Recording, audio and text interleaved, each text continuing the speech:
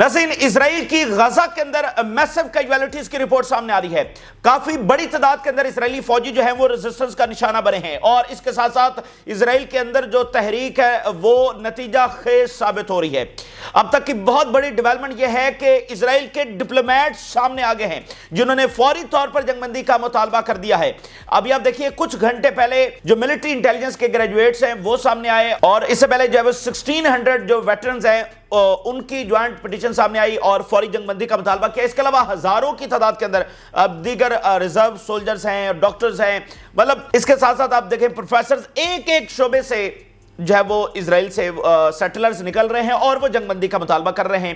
تو یہ معاملہ بڑا نتیجہ خیز اس سچویشن کی طرف جا رہا ہے اسرائیل کے لیے، نتنیاہو کے لیے۔ اس جنگ کو ڈریگ کرنا، لمبا لے کر چلنا، چونکہ یہ جنگ تو پھر سالوں کی جنگ ہے نا، تو وہ نہیں پاسبل نہیں ہے۔ اس کو کئی مہینے بھی اب چلانا جو ہے وہ بہت امپاسبل ہو رہا ہے، باوجود اس کے کہ نتنیاہو کے ارادے ہیں، باوجود اس کے کہ جو ظلم وہ کر رہے ہیں، باوجود اس کے کہ جو ان کے عزائم ہیں، جو اندرونی صورتحال پیدا ہو گئی ہے۔ یہ اسرائیل کی تاریخ کا سب سے میسو ریوولٹ ہے جو ہم اس وقت دیکھ رہے ہیں۔ اور اس کے ساتھ ساتھ سوئٹزرلینڈ، اسپین، وہاں سے فوری جنگ بندی، اور فلسطینی ریاست سوئٹزرلینڈ سے بھی آج بات سامنے آئی ہے۔ انہوں نے کہا فلسطینی ریاست جو ہے وہ that is the only solution, اور فرانس کیٹیگوریکلی کہہ چکا ہے، وہ تو جون میں وہاں پر ایک تاریخی کانفرنس کرنے جا رہے ہیں یونائٹڈ نیشن میں نیو یارک کے اندر، اور وہاں پر ایک باقاعدہ جو ہے وہ ریکگنیشن کی جائے گی، اور بھی یورپی ممالک جو وہ شامل ہوں گے۔ تو سوئٹزرلینڈ سے آج جو ہے وہ فلسطینی ریاست کی بات سامنے آئی ہے۔ اور ایک بہت بڑا واقعہ ہوا ہے، ہارورڈ یونیورسٹی، آپ سب اس کے بارے میں جانتے ہیں، دنیا کی سب سے فیمس یونیورسٹی، ہارورڈ یونیورسٹی کا جو بجٹ ہے کٹ کر دیا ٹرمپ نے۔ اور کس لیے کٹ کیا کہ یہاں پر اسرائیل مخالف مظاہرے کیوں ہوئے ہیں؟ حالانکہ اگر آپ دیکھیں تو یہ اسرائیل مخالف مظاہرے نہیں ہیں، یہ اینٹی وار مظاہرے ہیں۔ یہ اتنا بڑا واقعہ ہے کہ اس اوباما کا سخت ترین ردعمل سامنے آیا۔ امریکنز اس وقت سکتے کے اندر ہیں کہ یہ ہمارے ساتھ ہو کیا رہا ہے۔ میں کہتا ہوں ایک ہارورڈ یونیورسٹی جو ہے نا وہ ذرا بنا دیں، اسلامی دنیا میں ایک اس سطح کی، اس لیول کی یونیورسٹی بنا دیں۔ دیکھیں یہ جو نالج ہوتا ہے نا، آج ایک منظم یونیورسٹی میں آپ اس کو دیکھتے ہیں، اصل میں تو یہ نالج ہے، اصل میں تو آپ وہ ریسرچ کرتے ہیں جس کے ذریعے آپ وہ فزیکل لاز جو ہے وہ ڈسکور کرتے ہیں، جس سے آپ سائنس اور ٹیکنالوجی بلڈ کرتے ہیں، جس کے ذریعے ان بندوق والوں نے تلوار والوں کو شکست دی۔ یہ فزیکل لاز ہی تھے جس کے ذریعے آپ نے یہ ساری چیزیں، تو یہ کہاں پر ہوا؟ یہ انہی یونیورسٹیز میں ہوا ہے۔ جو اکنامک انفراسٹرکچر انہوں نے بنایا، جو اکنامک ایک پورا غلبہ انہوں نے حاصل کیا، یہ کہاں سے آیا؟ یہ انہی یونیورسٹی سے آیا۔ یہ جو ٹیکنالوجی پروڈیوس کی کہاں سے آئی؟ یہ انہی یونیورسٹی سے آئی۔ تو یہ جو یونیورسٹیز ہیں یہ تو ضامن ہیں ان کے اقتدار کی، اور کسی بھی قوم کے اقتدار کی ضامن اس کا نالج ہوتا ہے۔ مسلمانوں میں بھی آپ دیکھیے جب تک انہوں نے اس نالج کی ترویج کی، آپ دیکھیں 8ویں اور 9ویں صدی کے اندر بہت عروج تھا، بغداد مرکز تھا، یورپ سے جو ہے وہ یہاں پر سیکھنے کے لیے آتے تھے۔ جب اس کو ختم کر دیا تو اس کے بعد پھر نتیجہ ڈکلائن کی طرف معاملہ چلا گیا۔ تو یہ نالج ہی ضمانت ہوتا ہے۔ تو ہارورڈ یونیورسٹی کا بجٹ صرف اس لیے کٹ کر دیا کہ اور کتنی یہ معمولی سی بات ہے کہ مظاہرے، بھئی یہ امریکہ ہے، امریکہ تو فار ڈیکیڈز اسی بات کا چیمپئن بنا رہا ہے کہ ہیومن رائٹس کہاں پر ہو رہے ہیں، نہیں ہو رہے، وہاں پر مظاہروں کی اجازت ہے، نہیں ہے، ٹھیک ہے، ڈیموکریسی کا چیمپئن یہ امریکہ بنا رہا ہے فار دی ڈیکیڈز۔ اور اس کے لیے کتنی رجیمز گرائیں کہ عراق میں بھی یہ جمہوریت لانے کے لیے گئے تھے، ٹھیک ہے نا، باقی جگہوں پر بھی، لیبیا کے اندر بھی جمہوریت لانے کے لیے گئے تھے۔ تو اس طرح تو انہوں نے کیا کچھ نہیں کیا۔ ایک بڑی بیسک بنیادی بات یہ ہے کہ دیکھیے جو بیرونی دنیا کو وہ ڈیل کرتے تھے تو نعرہ تو ان کا جمہوریت، ہیومن رائٹس ہی ہوتا تھا، لیکن انہوں نے کبھی اس پیمانے کے اوپر دنیا کو ٹریٹ نہیں کیا۔ یہ رائٹس انہوں نے دنیا کو کبھی نہیں دیے، انہوں نے دنیا کو اسی ایک ایروگنٹ امپائر کے طور پر ڈیل کیا۔ لیکن امریکہ کے اندر یہ معاملہ کبھی نہیں ہوا۔ امریکہ کے اندر پھر وہی چیز، اور مطلب جمہوریت اور ہیومن رائٹس اور freedom of expression, freedom of speech, rules, regulations, مطلب اس کے تحت بھئی امریکہ اور یورپ ان کے اندر پھر یہ چیز، یہ نظام ضرور وہاں پر پنپتا ہے۔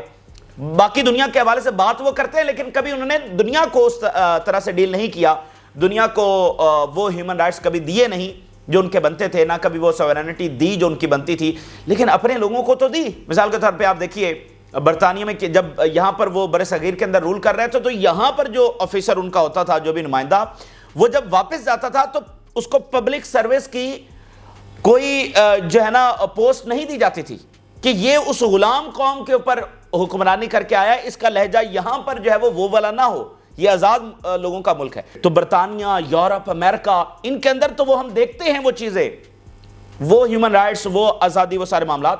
تو ہارورڈ یونیورسٹی اس کا بجٹ صرف اس لیے کٹ کر دیا کہ وہاں پر صرف مظاہرے ہوئے ہیں، اور اینٹی وار مظاہرے ہوئے ہیں، اینٹی اسرائیل مظاہرے بھی نہیں ہیں. اب دیکھیے کتنے بڑے مظاہرے تو یہی اسرائیل کے اندر ہو رہے ہیں. کیا وہ اینٹی اسرائیل مظاہرے ہیں جو اسرائیل کے اندر ہو رہے ہیں؟ ابھی ڈپلومیٹس کی میں نے آگے پوری تفصیل رکھتے ہیں کہ کتنی بڑی بغاوت ہو رہی ہے. ملٹری نتنیاہو کے خلاف سامنے آ گئی ہے. تو یہ کیا اینٹی اسرائیل وہاں پر موومنٹ چل رہی ہے اسرائیل کے اندر؟ نہیں، تو یہ اینٹی وار موومنٹ ہے. اور اس کے اوپر یہ جو یونیورسٹی کا بجٹ کٹ ہوا ہے، ہارورڈ یونیورسٹی کا بڑا سخت ریئیکشن آیا. اس نے کہا کہ جو ٹرمپ صاحب نے کرنا ہے کرے، ہم اپنی پالیسیز نہیں بدلیں گے. اور پھر ایک بڑی تحریک وہاں سے، اور ڈیموکریٹس، اور وہ کہہ رہے ہیں کہ یہ نتنیاہو کی گورنمنٹ کو بچانے کے لیے. دیکھیں یہ جو کچھ ٹرمپ کر رہے ہیں وہ اصل میں اسرائیل کو بچانے کی بات کر رہے ہیں، لیکن وہ اسرائیل کو بچا نہیں رہے ہیں، اسرائیل کو زیادہ نقصان میں ڈال رہے ہیں. کیونکہ دیکھیے اب ہارورڈ یونیورسٹی کا بجٹ کٹ ہوا، کتنی بڑی ہیڈ لائن ہے، اور امریکہ میں مطلب پورا ایک معاملہ اس وقت ہے، انٹینسیفائی ہو چکا ہے. تو لوگ متوجہ ہو رہے ہیں، جو نہیں بھی متوجہ تھے وہ بھی متوجہ ہو رہے ہیں کہ اچھا اگر اس یونیورسٹی کا بجٹ کٹ ہوا ہے بھئی معاملہ کیا ہے. تو وہ امریکہ سے وہ ڈیبیٹ چھڑ گئی نا کہ بھئی کٹ ہو گیا تو کیسے ہوا، تو وہ پتہ چل رہا ہے جی اسرائیل کی وجہ سے ہوا. تو لوگوں کا سینٹیمنٹ اسرائیل کے حق میں جائے گا، اسرائیل کے خلاف جائے گا؟ بھئی امریکنز اس وقت یہ سوچیں گے کہ ہم اپنی یونیورسٹیز کے اندر پڑھ بھی نہیں سکتے ہیں. اب بجٹ کٹ ہوا ہے، کتنے لوگوں کو وہاں سے نکالا جا سکتا ہے، کتنی اسکالرشپس ختم کی جاتی ہیں، کتنا مسئلہ وہاں پر پیدا ہوگا. ہارورڈ نے کہا کہ ہم تو سٹینڈ کریں گے، اپنی پالیسیز نہیں بدلیں گے، لیکن بہت سارے لوگوں کو فائر تو کرنا پڑے گا، بجٹ کیسے مینج کریں گے. تو وہ امریکنز اس وقت دیکھیں گے کہ ہم کس وجہ سے اپنی یونیورسٹیز کے اندر نہیں پڑھ سکتے ہیں، اسرائیل کی وجہ سے. تو یہ اسرائیل کے حق میں سینٹیمنٹ پیدا کرے گا، یہ اسرائیل کے خلاف پیدا کرے گا. اور ابھی جو ریسنٹلی ایک سروے سامنے آیا تھا، جو ساری ان کی ینگر جنریشن ہے وہ اسرائیل کو سپورٹ نہیں کرتی ہے. ٹھیک ہے، تو یہ اصل بنیادی بات ہے. تو اس کے اوپر بات کریں گے. ٹرمپ کی جانب سے ایران پر ایک بار پھر حملے کی دھمکی لگائی گئی ہے. میں دو ہیڈ لائنز آپ کے سامنے رکھتا ہوں. ناظرین، اس جنگ کے اندر ریزسٹنس نے یہ ثابت کیا، انہوں نے یہ دکھایا کہ اسرائیل ایک قابل تسخیر آرمی ہے، ایک قابل تسخیر کالونی ہے. عرب اسرائیل کے ساتھ جنگ لڑ کے یہ تسلیم کر چکے تھے کہ اسرائیل ناقابل تسخیر ہے، اس سے لڑنے کا کوئی فائدہ نہیں. یہ ایک اٹل حقیقت ہے، اس کو مان لینا ہی بہتر ہے. اور اس لیے عرب ورلڈ کا تاریخ کا سب سے بڑا جو فارن پالیسی جو یو ٹرن ہے وہ ہمیں ابراہم اکارڈ کی صورت میں نظر آتا ہے. تو ریزسٹنس نے اس جنگ کو اگر ہم ایک لائن کے اندر سم اپ کریں تو وہ جنگ یہ ہے کہ یہ کالونی جو ہے وہ یہ قابل تسخیر ہے. تو اس جنگ نے یہ ثابت کیا کہ اسرائیل خود کچھ بھی نہیں ہے، اس کی جو ساری طاقت ہے وہ امریکہ کے اوپر کھڑی ہے. اگر امریکہ آج بھی ہاتھ کھینچ لے، یہ جنگی طیارے، یہ سارا کچھ اسرائیل کے پاس ہی رہے، صرف یہ حماس، حزب اللہ اور ہوتیز جو ہے وہ اسرائیل کے لیے کافی ہیں. ٹھیک ہے نا؟ تو یہ انہوں نے ثابت کیا. تو اسرائیل کھڑا ہے امریکہ کے اوپر. تو امریکہ کے حوالے سے میں دو ہیڈ لائنز آپ کے سامنے رکھتا ہوں. امریکہ کس طرف جا رہا ہے؟ دی ٹیلی گراف کی خبر آپ کے سامنے رکھ رہے ہیں. America's most valuable company is about to be crippled by Trump. Apple کی بات کر رہے ہیں. سب سے بڑی کمپنی ایپل کرپل ہونے جا رہی ہے. The president's poorly planned، یہ صدر جو ہے وہ یہ بالکل اس کی بری پلاننگ ہے. Poorly designed, poorly executed policies are hurting US businesses. دوسری headline, Trump's trade war risk global meltdowns, warns IMF. Geopolitical threat at highest level in decades. Geopolitical risk سے مراد یہ ہے کہ یہ اکنامک کنفلکٹ بھی ہو سکتا ہے، یہ سوشل کنفلکٹ بھی ہو سکتا ہے، کسی ملک کے اندر بھی تحریکیں اٹھ سکتی ہیں. ٹھیک ہے نا؟ اندر سے جیسے انقلاب آ جاتے ہیں، مطلب اس طرح کی تحریکیں بھی اٹھ سکتی ہیں، اور ملٹری کانفلکٹ بھی ہو سکتا ہے. ہم نے آپ کو بتایا نا پہلے دن سے جب یہ ٹریڈ وار کا آغاز ہوا کہ یہ آگے کاز کرے گی بہت ساری جنگوں کو، کیونکہ اکانومیز ہل گئی تو سب چیزیں ہل گئیں. کوئی ملک کمزور ہو جائے گا، کوئی طاقتور ہو جائے گا تو وہ بیلنس اپار خراب ہو جائے گا، تو جنگیں بھی چھڑ سکتی ہیں. یہ IMF بات کر رہا ہے. اچھا، جو ہم ایپل کی بات کر رہے ہیں، دیکھیے آپ ذرا اندازہ کر لیں، اگر ایپل کا یہ حال ہونے جا رہا ہے تو پھر پیچھے بچا کیا ہے؟ یعنی امریکن امپائر کے لیے یہی تو کمپنیز ہیں. اور یہ جو ٹیک جائنٹس ہیں، یہ آپ کو نظر آتا ہے صرف کہ بھئی یہ آئی فون انہوں نے بنایا، ٹھیک ہے نا، یہ پیسے کماتے ہیں. نہیں، یہ اس طرح معاملہ نہیں ہے. یہ تو ہے ہی ہے ڈیفینیٹلی، لیکن یہ جو ٹیک جائنٹس ہیں یہ وہ ٹیکنالوجی پروڈیوس کرتے ہیں جو ملٹری کے لیے استعمال ہوتی ہے. اصل میں دنیا میں جو بھی ٹیکنالوجی پروڈیوس ہوئی ہے وہ پرائمری اس کا کاز ملٹری کے لیے ہوتا ہے. مثال کے طور پر ڈرون ٹیکنالوجی ہے، یہ پرائمری ملٹری ٹیکنالوجی ہے. جب وہ ایکسیسو ہو گئی تو پھر وہ کمرشل یوز کے لیے بھی کر دیتے ہیں، لیکن اصل میں جو اس کا جو اس کا پرائمری کاز ہے جس کے لیے دیکھیں یہ وہ ڈیفنس جو انڈسٹریز ہوتی ہیں نا وہی فنڈ کرتی ہیں اس طرح کی ریسرچ کو. جدید ٹیکنالوجی سامنے آتی ہے, اس کے اوپر ویپنز بنتے ہیں, اس کے اوپر آپ کا غلبہ ہوتا ہے. بھئی یہی ہوا نا, آپ اس کو سادہ الفاظ میں سمجھیں کہ جو تلوار تھی اس کو بندوق نے شکست دے دی, ٹھیک ہے. تو اسی طرح ٹیکنالوجی میں آپ غلبہ حاصل کرتے ہیں. تو یہ جو ٹیک جائنٹس ہیں یہ ٹیکنالوجی پروڈیوس کر کے ادھر دے رہے ہیں, پینٹاگن کو دے رہے ہیں, ادھر سے پیسے بھی کما کے دے رہے ہیں. تو اگر ایپل کا یہ حال ہونے جا رہا ہے تو باقی کو تو بھول جائیں نا, باقی کو تو بھول جائیں اس وقت اگر ایپل کا یہ حال ہونے جا رہا ہے. تو یہ امریکن امپائر کی اس وقت صورتحال ہے. ٹرمپ کی جو پالیسیز ہیں ٹوٹلی ارریشنل ہیں اور تیزی کے ساتھ امریکن امپائر کو ڈکلائن کی طرف لے کر جا رہی ہیں, اور اسرائیل امریکن امپائر کے اوپر کھڑا ہوا ہے. دوسری بات یہ ہے کہ ابھی ٹرمپ کی جانب سے ایران کو پھر تھریٹ کیا گیا ہے اور کہا گیا کہ وہ اٹیک کرے گا. Iran is getting closer to possessing a nuclear weapon and we can not allow that and we may strike it's nuclear facilities. مذاکرات اچھے جا رہے تھے, وائٹ ہاؤس کی سٹیٹمنٹ آئی, ٹرمپ کی اپنی سٹیٹمنٹ آئی کہ بڑی اچھی ٹاکس ہو رہی ہیں, پازیٹیو انوائرمنٹ ہے, سارا کچھ ہے. پھر کل جو امریکی سیکرٹری آف ڈیفنس ہے اس کی سٹیٹمنٹ آئی کہ ہماری ملٹری تیار ہے حملہ کرنے کے لیے. آج ٹرمپ کی خود سٹیٹمنٹ آ گئی. تو یہ وہ بندہ ہے, اس کے اوپر کون ریلائے کر سکتا ہے, اس کی بات کے اوپر کیا ٹرسٹ کیا جا سکتا ہے, ٹھیک ہے, اور اس کے ہوتے ہوئے کیا معاملات یہاں پر سلجھ سکتے ہیں. مطلب مذاکرات ابھی ہونے ہیں, ہو رہے ہیں, اچھا ماحول بن گیا ہے جی, کہہ رہے اسٹرائک کریں گے. بھئی اسٹرائک کس لیے کریں گے جب معاملات طے ہو رہے ہیں اور ایران کا بھی تک فتویٰ موجود ہے اس نیوکلیئر کے اوپر کہ یہ امورل ویپن ہے, ہم اس کو بنانا نہیں چاہتے, ہمیں سیکیورٹی گارنٹیز مل جائیں گی تو ہم اس کو نہیں بنائیں گے. لیکن اب ٹرمپ کی جانب سے ایک بار پھر دھمکی دی گئی ہے, تو وہ کہیں نہ کہیں اسرائیلی لابی اندر اپنا کھیل جو ہے وہ کھیل رہی ہے. اچھا, ابھی یمن کے اوپر بہت میسو لیول کی بمباری ہوئی ہے, 15 ایئر اسٹرائک جو ہے وہ یمن کے اوپر ہوئی ہیں. تو بڑی بھاری قیمت یمن چکا رہا ہے, لیکن اس کے باوجود جو ہے وہ فلسطین کے ساتھ کھڑا ہے. ایران کے رابطے ہو رہے ہیں, ابھی عراق کے ساتھ ان کا رابطہ ہوا ہے. ایران کے فارن منسٹر نے عراق کو کال کی ہے, اور دراصل ایران جو ہے وہ عراق کو مکمل اعتماد میں لے کر چل رہا ہے, کیونکہ جب بھی اٹیک ہوگا ایران کے اوپر جو فوجیں داخل ہونی ہیں وہ عراق ہی کی ٹیریٹری سے ہونی ہیں. ایک طرف گلف ہے, وہاں سے بہت مشکل ہو جائے گا, ایک طرف پاکستان ہے, وہاں سے بھی نہیں, ایک طرف افغانستان ہے, ایک طرف آذربائیجان ہے, ایک طرف عراق ہے. تو فوجیں جو داخل ہوں گی زمینی وہ عراق ہی کی سائڈ سے ہونی ہیں. تو عراق جو ہے وہ ایران کی سیکیورٹی کے لیے بہت امپورٹنٹ ہے. اور آپ دیکھیے ایک ہی دفعہ ایران کے اوپر حملہ ہوا اسلامک رجیم کے بعد, اور وہ کس نے کیا, عراق نے کیا. تو یہ امپورٹنٹ بات ہے, وہ عراق کو مکمل اعتماد میں لے کر چل رہے ہیں آگے. دوسری بات ناظرین یہ ہے کہ جو غزہ کی جنگ ہے وہ نتنیاہو کے لیے اس کو ڈریگ آن کرنا بڑا مشکل ہو گیا ہے. دیکھیے آپ کو یاد ہوگا جب لیبنن کی جنگ بڑی پیک کے اوپر پہنچ گئی تھی اور ادھر اسرائیل کے اندر کیجویلٹیز ہو رہی تھیں, اور تل ابیب, حائفہ, باقی شہر دھماکوں سے گونج رہے تھے. پھر ہم نے حزب اللہ کی یہ کیپیبلٹیز بھی دیکھی کہ ایک ڈرون آیا اور وہ گولانی بریگیڈ کی بیس حائفہ میں جا کر گھس گیا. اس طرح کے ایکسیپشنل واقعات بھی جو پہلے کبھی تاریخ میں نہیں ہوئے وہ بھی ہونا شروع ہوئے. تو اس وقت ہم نے آپ کے سامنے یہ بات رکھی تھی کہ یہ جو ماحول پیدا ہو گیا ہے اسرائیل کے لیے ناممکن ہے اس جنگ کو افورڈ کرنا اور اس کو آگے لمبا لے کر چلنا, کیونکہ جو مین فیکٹر تھا کہ صبح شام سائرنز بج رہے ہیں, کیجویلٹیز ہو رہی ہیں, کیجویلٹیز سب سے بڑا ڈیسائیڈنگ فیکٹر تھا, اور تل ابیب اور حائفہ دھماکوں سے گونج رہے. یہ چل نہیں سکتا. پھر کیا ہوا, لیبنن کا سیز فائر ہوا which ultimately led towards غازہ cease fire, ٹھیک ہے. تو اب جو صورتحال اسرائیل کے اندر ناظرین پیدا ہو گئی ہے, میں آپ کو بتاؤں یہ معاملہ جو ہے وہ بہت مشکل ہو گیا نتنیاہو کے لیے.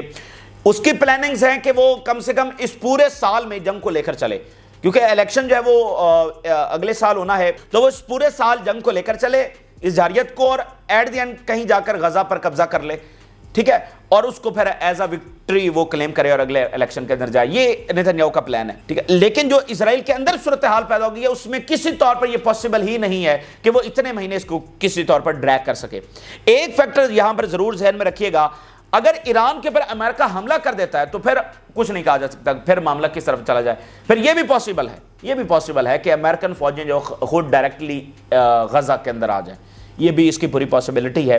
تو ایران پر حملہ ہونے کے بعد کیا ہوگا ہم کچھ کہہ نہیں سکتے فوری طور پر, کیا صورتحال بنے گی, معاملات کس طرف جائیں گے, کیونکہ وہ نیوکلیئر وار بھی ہو سکتی ہے. تو اس کو پریڈکٹ کرنا بہت مشکل ہے کہ فوری طور پر سینیریو کیا بنے گا, دنیا کس ڈائریکشن میں چل پڑے گی, کیونکہ نیوکلیئر آپشن موجود ہے, اس کا خطرہ موجود ہے. ٹرمپ نے نیوکلیئر اسٹیبلشمنٹ کو کہہ رکھا ہے کہ ایران پر نیوکلیئر کی تیاری بھی ہونی چاہیے ساتھ ساتھ, کیونکہ کنونشنل وار میں امریکہ جیت نہیں سکتا ہے. تو اگر یہاں پر خدا نخواستہ نیوکلیئر ہو جاتا ہے تو پھر کیا اس کو پریڈکٹ آپ کریں گے. تو وہ ایک فیکٹر ہے, اگر اس کو سائڈ کے پر آپ رکھ دیں, ٹھیک ہے, اور امریکہ وہ غلطی نہیں کرے گا کرنی تو نہیں چاہیے اس کو، کیونکہ اس کے لیے کسی طور پر یہ لاجیکل وار نہیں ہے. تو پھر ایران وار کے بغیر نتنیاہو کے لیے یہ جنگ آگے ڈریگ کرنا ناممکن کے قریب اس وقت ہو رہا ہے. میں کچھ صورتحال آپ کے سامنے رکھتا ہوں، ہیڈ لائنز آپ کے سامنے رکھتا ہوں. ایک تو غزہ میں کیجویلٹیز ہوئی ہیں، اور دوسرا اسرائیل کے اندر کس میسو لیول کی ریولٹ ہو رہی ہے. ذرا ہیڈ لائنز دیکھیے. اسرائیلی media: An investigation has been opened into a new security incident linked to a specific incident during the war on Gaza without revealing any details. کوئی بڑا ایونٹ ہوا ہے سیکیورٹی، یعنی بڑی کیجویلٹیز ان کی ہوئی ہیں غزہ کے اندر. اسرائیلی میڈیا رپورٹ کر رہا ہے کہ ابھی ہمیں پوری ڈیٹیلز نہیں بتائی جا رہی، لیکن ان کو بڑا واقعہ ہوا ہے. اچھا، اس کے علاوہ گولانی بریگیڈ کے جو سولجرز ہیں، یہ پلانڈ بامبنگ کے اندر جو بلڈنگ کے اندر تھی اس میں ان کی کیجویلٹیز ہوئی ہیں. مراغ ایکسس جس کو یہ آکوپائی کرنے کا کلیم کر چکے ہیں. پھر during the day explosive device was detonated near Israeli tank in Shujaiya. ٹھیک ہے، شجایا کے اندر بھی یہ پورا ظلم کر رہے ہیں اور انتہا کر رہے ہیں، وہاں پر بھی ریزسٹنس موجود ہے اور ان کے ٹینکوں کو نشانہ بنا رہی ہے. تو یہ چیز ہوگی. اب ذرا اسرائیل کے اندر کی جو ہیڈ لائنز ہے، میں ایک ایک ہیڈ لائن آپ کے سامنے رکھتا ہوں، اس سے آپ کو اندازہ ہو جائے گا. جو میں یہ کلیم کر رہا ہوں، یہ پریڈکٹ کر رہا ہوں کہ جنگ چلانا نتنیاہو کے لیے بہت ناممکن ہو گیا ہے. یہ آپ انہی کی زبانی سن لیجئے. Dozens of ambassadors and foreign ministry officials signed a petition calling for the release of the prisoners, soldiers and end to war. ہم اسرائیل کی فارن منسٹری کی بات کر رہے ہیں، ان کے ایمبیسڈرز کی بات کر رہے ہیں. آپ ذرا ایک ایک کو کنیکٹ کر کے دیکھیے. یعنی پبلک، پولیٹیکل اپوزیشن، یعنی کہ ملٹری، ان کی آرمی، ان کی ایئر فورس، ان کی نیوی، پھر ان کے اندر ملٹری انٹیلیجنس، یہ سب کے سب اس وقت بغاوت کر چکے ہیں اور وہ جنگ بندی کا مطالبہ کر رہے ہیں. اب آپ دیکھیے اسرائیل کی فارن منسٹری کے اندر، مطلب کتنا بڑا گورنمنٹ کا ڈپارٹمنٹ ہوتا ہے، اس کے اندر بغاوت ہو گئی ہے. فارن منسٹری کے لوگوں نے جنگ بندی کا مطالبہ کر دیا ہے اور ایمبیسڈرز نے جنگ بندی کا مطالبہ کر دیا. آگے چلتے جائیے. The army is aware of the danger of internal rifts and the possibility of widespread rebellion among veteran soldiers. Army کو اندازہ ہو رہا ہے کہ کس وائڈ اسکیل کے اوپر بغاوت جو وہ پنپ رہی ہے آرمی کے اندر. About 150 Golani Brigade veterans joined the protest petition in the evening to end the war. Golani brigade ہے جس نے 67 کی وار لڑی، 73 کی لڑی، فاتح رہی، ٹھیک ہے نا، عرب ورلڈ کو شکست دی. یہ وہی گولانی بریگیڈ ہے. اس کے ویٹرنز یہ وہی ہیں جنہوں نے وہ ساری جنگیں لڑی ہوئی ہیں، جنگ بندی کا مطالبہ کر رہے ہیں. اور اگر گولانی بریگیڈ کی کسی نے شکست دی ہے تو وہ حماس نے دی اور حزب اللہ نے دی ہے. Political and military pressure will ultimately lead to deal. Israeli media: جو ملٹری کا پریشر آ گیا ہے، جو پولیٹیکل پریشر آ گیا ہے، اس کے بعد یہ معاملہ جو ہے وہ جنگ بندی کی طرف جائے گا اسرائیلی میڈیا کے مطابق. Former Israeli chief of staff: Netanyahu is an enemy and must be arrested. Netanyahu Israel کا دشمن ہے، اس کو فوری گرفتار کر لینا چاہیے. Washington Post Israeli reserve soldiers کو کوٹ کرتے ہوئے لکھ رہا ہے، آفیسرز کو: continuing the war only serves Netanyahu's political interest. کوئی اسرائیل کا فائدہ نہیں ہو رہا، صرف یہ نتنیاہو کا پولیٹیکل پرپز ہے جس کے لیے جنگ جاری. یہ چیز میں نے آپ کو بتایا نا پچھلے کتنے ہفتوں سے وہاں پر اسٹیبلش ہو رہی تھی، اب یہ ہائیسٹ سطح کے اوپر مزید اسٹیبلش ہوئی ہے. پھر اسرائیلی جو چیف ہے موجودہ says conquering Gaza is a fantasy due to the manpower shortage. Gaza کو قبضہ کرنا یہ صرف ایک فینٹیسی ہے، ہمارے پاس تو فائٹرز ہی نہیں ہے. آپ ذرا اندازہ کر لیں، یہ وہ ظالم ترین آرمی چیف ہے، کہہ رہا ہے غزہ پر قبضہ فینٹیسی، اور چھوٹا سا علاقہ اور ساری اس کی صورتحال آپ کے سامنے ہے. فارمر موساد چیف کا بیان دیکھیے: the Gaza war must stop and the prisoners have no time to die. اس کے علاوہ فارمر جو head of the operation division ہے اسرائیل کا، اس کے 2-3 سٹیٹمنٹس دیکھیے. Reserve forces are not fooled by hollow slogans like complete victory. جو اسرائیلی سولجرز ہیں وہ بے وقوف نہیں ہیں کہ جو نعرہ لگایا جا رہا ہے مکمل ایبسولوٹ وکٹری کا، یہ کتنا کھوکھلا نعرہ ہے، یہ فوجیوں کے سامنے بات آ چکی ہے. Messages from reserve soldiers confirm a lack of confidence in the war on Gaza. فوج کا کوئی کانفیڈنس نہیں ہے کہ ہم یہاں پر کچھ جیتیں گے. Reserve soldiers messages express a lack of confidence on Netanyahu. اچھا، اب بات یہ ہے کہ دیکھیے فلسطینی تو وہاں پر روزانہ کی بنیاد پر شہید ہو رہے ہیں. ویسٹ بینک کے اندر بھی ایک سائلنٹ اور کنٹینیوس وار جاری ہے، سیٹلرز اٹیک کر رہے ہیں. تو فلسطینیوں کے مرنے میں ان کو پھر فتح اس کا مطلب نظر نہیں آ رہی. یہ جو ساری میں نے ہیڈ لائنز آپ کے سامنے رکھی ہیں، ایک ایک طبقے سے سامنے رکھی ہیں، اس کا مطلب فلسطینیوں کے مرنے میں، بھائی فلسطینی تو روز وہاں پر شہید ہو رہے ہیں نا، روزانہ جانوں سے جا رہے ہیں، بمباری ہو رہی ہے، ایڈ روک کے رکھی ہوئی ہے. یعنی یہ سارا کچھ کر کے بھی ان کو فتح نظر نہیں آ رہی، اور ایسے فتح ہوتی بھی نہیں ہے. عورتوں اور بچوں کو مارنے سے دنیا کی کوئی آرمی جو فاتح کبھی نہیں کہلائی. ویتنام کے اندر امریکہ نے کتنے ظلم کیے، سب سے بروٹل ترین ایک وار تھی. کیا وہاں پر امریکہ جو فاتح ہو کر نکلا تھا؟ عورتوں اور بچوں کو، سویلینز کو اور اس طرح کے بروٹیلٹی کرنا، اس سے کوئی فاتح نہیں ہو سکتا۔ تو یہ اس بات کا ثبوت ہے کہ دیکھیے کتنی دیر نتنیاہو اس جنگ کو ڈریگ کر سکتا ہے، اور یہ بغاوت بڑھ رہی ہے، آگے بڑھ رہی ہے روز بروز۔ آج فارن منسٹری سے ایمبیسڈرز وہ سامنے آ گئے ہیں، تو اب آپ اندازہ کر لیجئے۔ دوسری بات ہم ہارورڈ کی کر رہے تھے، اور میں ہیڈ لائنز آپ کے سامنے رکھوں گا۔ 2.2 بلین ڈالرز جو ہے وہ کٹ کر لیے ہیں، 2.2 بلین ڈالرز۔ آپ مجھے بتا دیجئے کس اسلامی ایک ملک کی کسی یونیورسٹی کا بجٹ 2.2 بلین ڈالرز ہے؟ کس یونیورسٹی کا؟ کسی کا بھی نہیں ہے۔ تو اتنے بجٹ کا ہارورڈ یونیورسٹی کرتی کیا ہے؟ تو بات یہ ہے کہ ان یونیورسٹیز کے اتنے زیادہ بجٹس کس لیے ہیں؟ تو یہ جو ہے وہ ریسرچ کے لیے یہ پیسہ استعمال ہوتا ہے، ٹھیک ہے، اور وہیں سے وہ نالج پروڈیوس ہوتا ہے، وہیں سے وہ فزیکل لاز ڈسکور کرتے ہیں جس کے تحت وہ دنیا کے اوپر غالب ہیں، ٹھیک ہے۔ تو وہ بجٹ کٹ کیا ہے، اور صرف ایک اینٹی وار وہاں پہ پروٹیسٹ ہوئے ہیں، اینٹی اسرائیل بھی نہیں ہوئے۔ براک اوباما کا بڑا سخت ریاکشن آیا ہے، اور آخری میں صرف 3 باتیں ان کے سامنے رکھوں گا۔ انہوں نے کہا کہ آزادی ہونی چاہیے، انٹلیکچول انکوائری کی، ریگرس ڈیبیٹ کی اجازت ہونی چاہیے، کہ مطلب تنقید ہو جتنی مرضی ہو، ڈیبیٹس ہونی چاہیے، ایک کھلا ماحول ہو۔ Let's hope other institutions follow suit. انہوں نے کہا کہ جیسے ہارورڈ نے سٹینڈ لیا ہے، باقی یونیورسٹیز بھی ایسے سٹینڈ لیں۔ ہارورڈ نے کہا ہے کہ جو بھی پاور استعمال کرنی ہے، جو بھی کرنا ہے، وہ ڈکٹیٹ نہیں کر سکتے ہمیں کہ ہم نے کس کو ہائر کرنا ہے، کیا پالیسیز بنانی ہے، کیا پڑھانا ہے، یہ ہم ڈکٹیشن نہیں لیں گے۔ تو باراک اوباما کہہ رہے ہیں کہ وہ آزادانہ ماحول جو امریکن سسٹم کی، جس کے اوپر امریکن نظام کھڑا ہوا ہے، کہ یہاں پر کھلی ڈیبیٹس ہوتی ہیں۔ اور اگر میں آپ کو بتاؤں کہ آپ اسلامی دنیا کی بھی جب وہ عروج تھا، اس میں بھی آپ دیکھ لیجئے، بغداد کی وہ تاریخ پڑھ کر دیکھ لیجئے، اس میں یہی ماحول تھا، کھلی ڈیبیٹس ہو رہی ہیں فلسفے کے اوپر، سائنس کے اوپر، مطلب کوئی کہیں سے بھی آیا ہے، یورپ سے آیا ہے، مشرق سے آیا ہے، کھلی ڈیبیٹ ہو رہی ہے مذہب کے اوپر، ٹھیک ہے۔ تو یہیں سے نالج پروڈیوس ہوتا ہے ریگرس ڈیبیٹ کے بعد۔ تو آپ جب ان کو دائرے میں بند کر دیتے ہیں تو پھر کیا ہوگا؟ تو پھر باراک اوباما یہ بھی کہہ رہے ہیں کہ باقی تمام یونیورسٹی وہی سٹینڈ لیں جو ہارورڈ نے لیا ہے۔ میں ڈیموکریٹس کی 2 سٹیٹمنٹس آپ کے سامنے رکھتا ہوں۔ Marco Rubio is not conducting foreign policy but rather has become responsible for the disappearance of foreign students۔ یہ کوئی امریکہ کا بھلا نہیں کر رہا ہے ٹرمپ ایڈمنسٹریشن، یہ ڈیموکریٹس کی سٹیٹمنٹس ہے، اسلامی دنیا کی نہیں ہے۔ The goal of arresting foreign students is to prevent criticism on Netanyahu's government and this is a violation of the first amendment۔ Constitution کی وائلیشن کر رہی ہے ٹرمپ انتظامیہ، اور ان کا مقصد صرف اور صرف جو ہے وہ نتنیاہو کی گورنمنٹ کو کرٹیسزم سے بچانا ہے۔ اب دیکھیے یہ چیزیں اب وہاں پر ڈسکس ہو رہی ہیں کہ ہماری یونیورسٹیز کو تباہ کیا جا رہا ہے، کس لیے کہ نتنیاہو کی گورنمنٹ کے اوپر تنقید نہ کرو، اس کی جینوسائیڈ کے اوپر تنقید نہ کرو۔ تو یہ امریکنز کے اندر اچھے جذبات پیدا کرے گا اسرائیل کے لیے۔ تو اسرائیل تو کہتا ہے کہ وہ اپنے آپ کو پرزرو کرے گا for the centuries to come, Middle East میں جو بھی نقشے کھینچے جائیں، جو بھی لکیریں کھینچے جائیں، کوئی ملک رہے نہ رہے، اسرائیل رہے گا۔ اب مجھے بتائیے اسرائیل رہے گا اس طرح جس راستے کے اوپر ہے؟ Jewish voice for piece USA، اس کی 2 سٹیٹمنٹس دیکھیے۔